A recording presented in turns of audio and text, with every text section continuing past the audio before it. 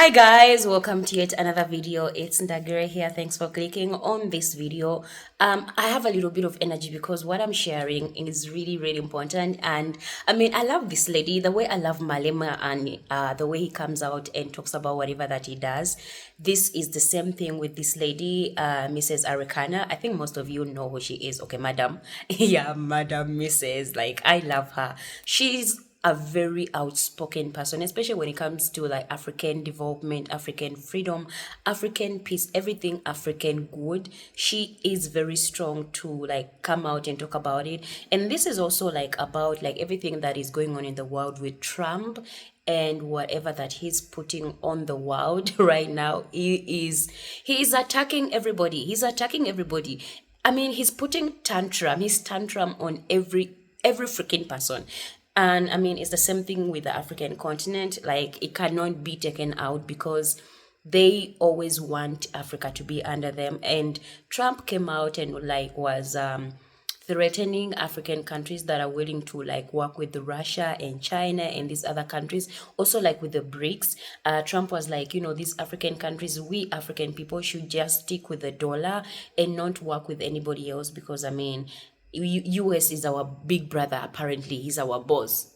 That's how they feel like, the world should be, and Africa should never be like in their own space, which is ridiculous, which is crazy. And also recently, Trump came out and was like, the US is going to be away from the USAID. They are no longer going to be involved with it, going to be away from the WHO organization, the World Health Organization, away from like the UN. And he's like saying a lot of things, but I love the energy that African people are like now starting to realize, like, you know what, we have a lot of everything that we have in the continent, and it can actually sustain us as a people if we just try to stop with a blaming mindset, with a victim mindset, and look at the roots of the problem. Yes, they might be them involved, but how about our leaders, us as a people? What are our leaders doing about this? Like, when it comes to the resources, who is selling the resources? How is it that we as Africans are not like benefiting from the things that we were given by God in our land, on our continent? But yeah, guys, listen to these beautiful ladies and what they had to say about this, and yeah, let me know what you think about it. This is a message that I don't think many Americans hear. I think many Americans believe, not all of them, but many of them believe that AID was essentially set up for philanthropic reasons, for dealing with the HIV/AIDS crisis, dealing with the various instabilities in the region, dealing with infrastructure deficits. But you're saying that there was something else as part of that package, meddling. A major meddling agenda, major meddling agenda. We need to understand the real reason why USAID is in Africa. And not just USAID, but other NGOs. You look at DFID, which is the British equivalent, and many other smaller ones. Their sole purpose was to act as if they're coming to rescue Africa. They're coming to fill in the gaps in government services, gaps in education, gaps in healthcare, gaps in humanitarian services. They're coming in the guise of addressing issues to do with human rights, issues to do with environmental protection and social justice. They are coming in claiming that they are introducing grassroots initiatives that are going to help the people. And so they use that as a way to go into the most remote parts of Africa. They're talking about government advocacy. When you look at it on paper, it all looks really good. But they're actually wolf in sheep's clothing. They are using that open access sounding humanitarian to constantly destabilize governments. I can tell you right now, the majority of African leaders, and not just African leaders, but leaders in the developing world, are celebrating the exit of USAID. I was listening to a program, I believe it was CNN, and I was jumping up and down. It was a government official from Hungary. He was echoing the same sentiment. He said they are happy USAID is leaving Hungary because they are always supporting opposition. Their form of government advocacy is supporting whoever can keep the government in a turmoil. President Traore is standing up. He is saying the natural resources in Burkina Faso, they belong to the people of Burkina Faso. Niger is doing the same thing. Mali is doing the same thing. Every leader must look at what's happening in the Sahel nations to say, like anybody else, you must take care of your people. You have your natural resources. You have everything you need to take care of your people. Why do you continue to be beggars? Look at what is being brought in by not only USAID, but all the NGOs in your country. It's peanuts. It's a joke that the African leaders should continue to be beggars of peanuts when you are looking and allowing billions to get out of your country year in and year out, if not trillions, in natural resources that your people should be benefiting from. The majority of some of the workers, now the average USAID worker may not realize it, but quite a few of them are also operatives who are underground, and their major agenda is to destabilize governments, destabilize countries. If you think about it, their sole purpose, for example, filling in the gaps in healthcare and education, where is the change? Show me one country that USAID was in and education improved. Show me what country where USAID was in and healthcare improved. The social services they're bringing, it's peanuts. The American taxpayer needs to know the billions of dollars that are being given to USAID, a fraction is making it to the people. These threats that Trump is putting on us and the disguise they put on us with these organizations that pretend, okay, they kind of somehow help a little bit, but most of the money that American people or people from the outside world send, that money like usually never reaches the actual people that actually need it.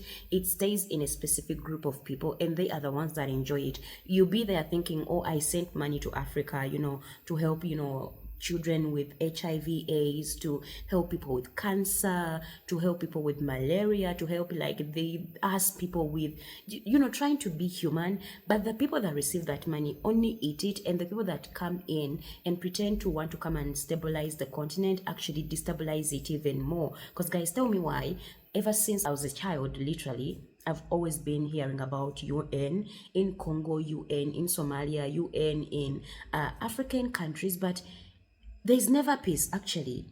They are there, but there has never been peace. Why are they sticking in our countries, destabilizing them, but pretend in a disguise of helping? Because that's how they want it to be. It's never in our benefit as African people, but for them, because, it helps them to see the situation that is going on in Africa, to see the development that is happening, to see the leaders that are doing better for their people, and literally putting them down. Because what other reason is there for these people to be in the country? And not to blame only them, but also our own. A lot of our people are betrayers in terms that they would choose money over their people. Look at the leaders that we have.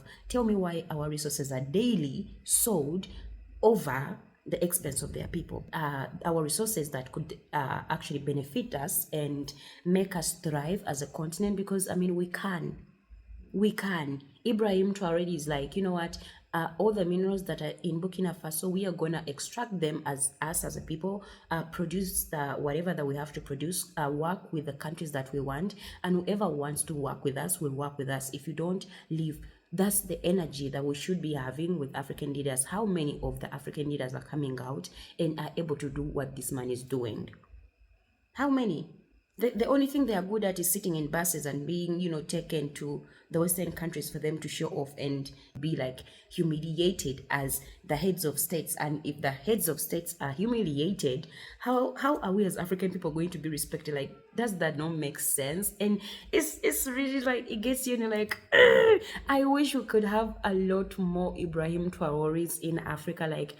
I wish also Malema could also be a president of South Africa, and it would be amazing. There's a lot of young leaders that want to come up and see change in Africa, because we are tired of being the black sheep of the world. Literally, Africans are the black sheep of this planet, and we are so done with it. We are so tired of it. We have everything that runs the world, but we don't control it. We don't manufacture anything. We don't have our own education systems. We don't have our healthy sectors that make sense. I mean, even our heads of states, when they get sick, they have to go to the Western countries. They can't even set up like facilities that can facilitate them and their people. And yet we come here every day and cry and talk about how these people are taking advantage of us. I mean, I think most of the problem is our own, that are selling us and being selfish, being the worst greedy beings that don't care about their people but themselves, and forget that when they pass on, their generations of children are still going to face the same consequences that other people are also facing. It's the reality.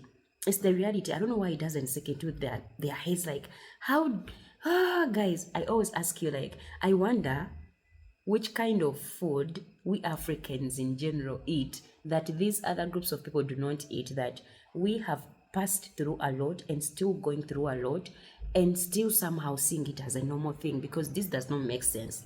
It doesn't make sense. It really does not make sense. Africa we really need to change our mindset. Access to aid, I think we can begin to think of it as a thing of the past. We really have to focus on two things: attracting investment and mobilizing our own domestic resources. And I think that is a theme that is running through almost all the meetings here at the AU. I think African leaders are recognizing that this is a challenge, but we can also see it as an opportunity. We have more than 84 national development banks and financial institutions, quite apart from the multilateral. How do we mobilize them and capitalize them better so they can help us finance? There's so many creative and innovative ways we can raise resources. I want to end by one thing. Another theme going here at the meeting is the realization that we have to better add value and monetize our mineral resources on the continent. Almost every head of state is talking about large discoveries of lithium, manganese, copper, so many things that are needed in the manufacture of electric batteries and vehicles. They are found on this continent. The issue is, how do we attract the right investment so they add value? They don't come dig up the mine the resources and get them processed elsewhere. They have to be processed on the continent to create more jobs. I really like when I come across like people like Mrs. Arikana, Julius Malema. I keep giving those examples because I love them. I love how they are so passionate and strong to talking about African development. So it really makes me and a lot of us like understand the reality of what is going on. All these organizations that are into Africa, yes, they might help, but at the end of the day, they are into it for their own profit and benefit, and we are still losing. Because, I mean, they've been here for the longest time, and what has changed? I mean, the lady asked, what has changed in education and health and like wars? Are the wars stopping anytime soon, or they're just continuing? Also, when it comes to like the African Union, why is it like more African countries are breaking up instead of like connecting? Yes, we have East Africa that is, doing the East African community thing and like the free visas and access, and it's really amazing. What is wrong with other African countries? Like, why can't we reach a time where we have our own currency as Africa, backed with our own resources? Because we have a lot of them, having our own bank, like of Africa, Bank of Africa, like that would be amazing as in general, having communication, like accessing African countries freely without the visas. Like, I don't know what is going on with African leaders sometimes. Like, you question yourself and you're like, do these people even have like us, their people in mind, or they just come in to please their masters, eat the money, and pass on, die, and yeah, their life is done. They don't care. Like, it just looks like that. You just have to laugh about it. You're like, it's insane. It's insane. Yeah, but I mean, I love watching this. I love listening to these groups of people, like these kinds of people. And yeah, let me know what you think about this. And with Trump's threats, like, are they really a threat that Africans have to be like scared of and not like work with other countries that are trying to better or be in partnership in some kind of respectful manner than the US that just wants to be bossy and tell everybody what to do? Like, I mean, what do you think about it? What do you really think about this, guys? Yeah, thanks for watching. Don't forget to like, guys, subscribe, hit the notification bell. I'm always posting. I'll see you guys in another video. Bye.